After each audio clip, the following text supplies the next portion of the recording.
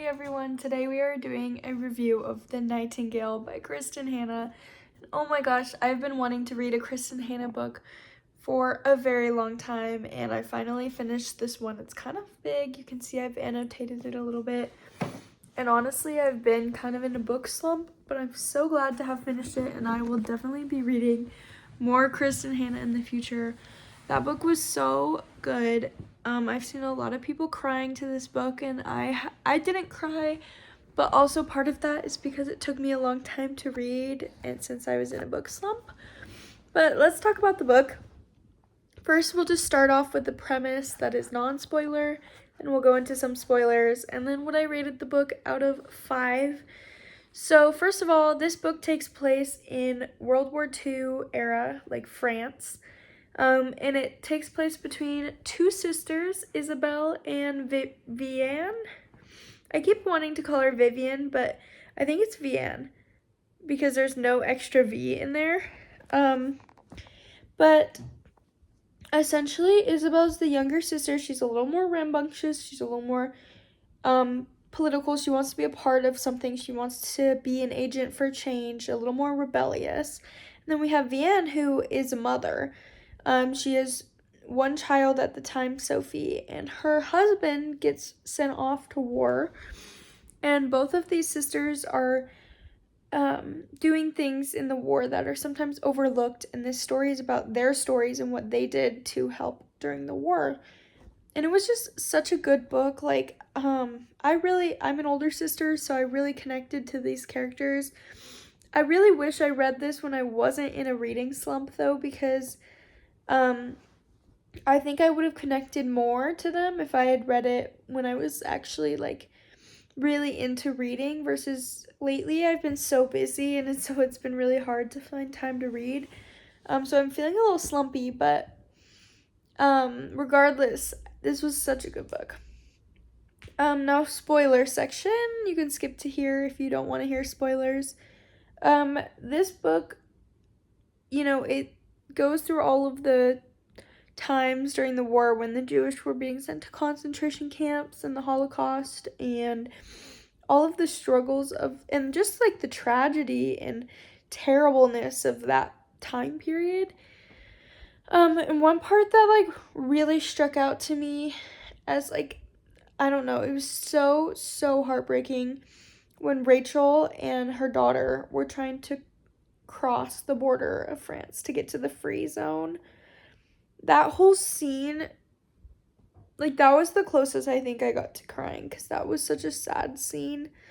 Kristin Hannah does a great job on making us connect even to characters that aren't like the main two. Like, I felt connected to almost all of these characters. And yeah, I guess that wasn't really a spoiler. I don't really have very much spoils to say, but, well, I guess the biggest spoiler, if you've read this book, is that Isabel ends up dying at the end of the book. That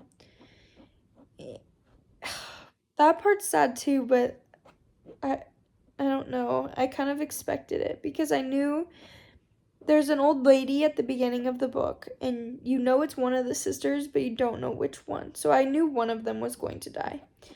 And they were trying to hint that it was Isabel that was the old lady, but I knew they were going to try and do a plot twist, and so I guessed that would be Vianne, who was still alive, and it was. And it was just so sad. This whole book is so sad, but definitely you should give it a read. So now, on to the non-spoil section. I'm going to give this book a 4 out of 5 stars. I loved this book, and I think everyone can get something from this book, and, like, maybe don't read it if you're in, like, a terrible, like, sad mood. But, like, if you want to read some historical fiction, and I'm not even the hugest historical fiction girly, but I did love this book, and I think that a lot of people would like this book. So if you want to read The Nightingale, you definitely should. Like I said, I annotated it, so maybe I'll read a few quotes from there that I loved. The first one came, like, literally on, like, page 1, I think. Yeah. I literally annotated, like, the first sentence of chapter 1, because I was like, holy shit, I'm in for it. So it says,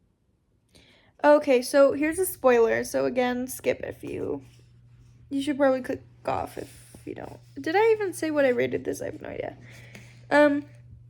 Vienne provides Captain Beck a list of the Jews, the communists, homosexuals, Freemasons, and Jehovah's Witnesses in her town. And we know that that was a bad thing to do. Like, everyone knows why it was a bad thing to do. But this question asks, can you understand why Vienne did it? And yes, I can understand why Vienne did it. And it was out of love, and it was to protect her children. Like, she thought Captain Beck might kill her. She thought all these things, and at the end of the day, she always put her children, Sophie, and then when Daniel came, above that. So, and then eventually, wow, okay, that's really all I have to say. I rated this 4 out of 5 stars. Could be higher, potentially maybe 5 stars, but I don't know. But I loved this book, and I will definitely be picking up more Kristin Hannah in the future. Hope you guys all had a good day. Love you guys.